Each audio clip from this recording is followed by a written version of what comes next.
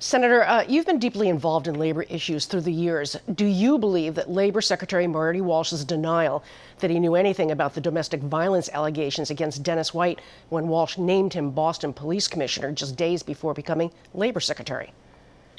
You know, I want to say, I think Marty was a good, strong mayor for Boston, and he is a great partner as Secretary of Labor right now. I know there's an ongoing investigation, questions about who knew what and when they knew it. But if we're going to talk about this, can I raise an issue that really bothers me that nobody has raised?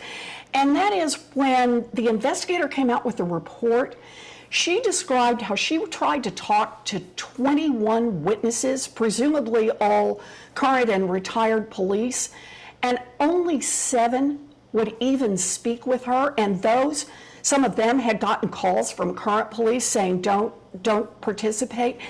If we're going to make real changes in policing, then we've got to stop this blue wall of silence. And the idea that current police officers would not participate in an ongoing investigation that was ordered by the city of Boston, their employers, I just think that's fundamentally wrong. We really need a different approach here, a different attitude here.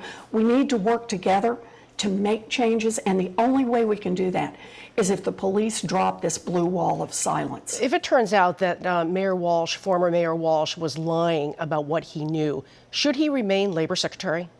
Oh, look, we're not any place close to that. There's ongoing investigation, and let's see everybody who was involved, and then we can see what the appropriate response is. But do you think that answer needs to be asked, and that question needs to be asked, and that answer has to come out? I don't find the hypothetical, I don't think that's helpful. I think what we need to do right now is we need to hear from everyone and know what it is that happened over time.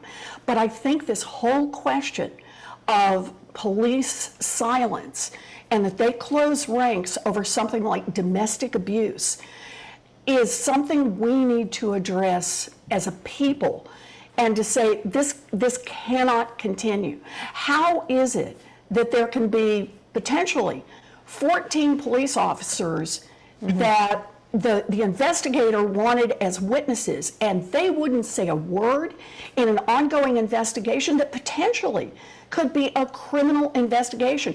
These are police officers not only sworn to uphold the law, they are the people who are supposed to aid an investigation so we can get to the bottom of what has gone wrong, whether it's police involved or someone else involved. But you do want to get more answers from Marty Walsh himself as well. I think we need to hear from everyone. I think that's right. Senator, you've made it clear that you're running for another Senate term. So is your next re-election campaign your only goal? Look, my goal right now, are you kidding? It's universal child care. It's canceling student loan debt. It's a wealth tax. It's a tax on real corporate profits. It's about the changes we need to make. It's about Social Security and changing so that we make our Social Security system secure for years to come, and that no one in their retirement years has to live in poverty. There are so many things to get out there and fight for right now. And we've got, I know it's the thinnest of margins, but we've got a majority in the House, in the Senate, and in the White House. Boy, it is time to make some change, some big structural change. Sounds like we might see you on the presidential trail again someday. Hey, I'm in this fight not to do that. Joe Biden is running for re-election, but my job, I want to help him succeed as president. I want to help him make the changes that our country needs. Think what a difference it would be if we actually had universal child care, affordable for everyone. Think of the difference if we cancel student loan debt. We could make some big changes in this country, Janet. Our thanks again to Senator Elizabeth Warren for joining us this morning. Thank you, Senator. Thank you for having me.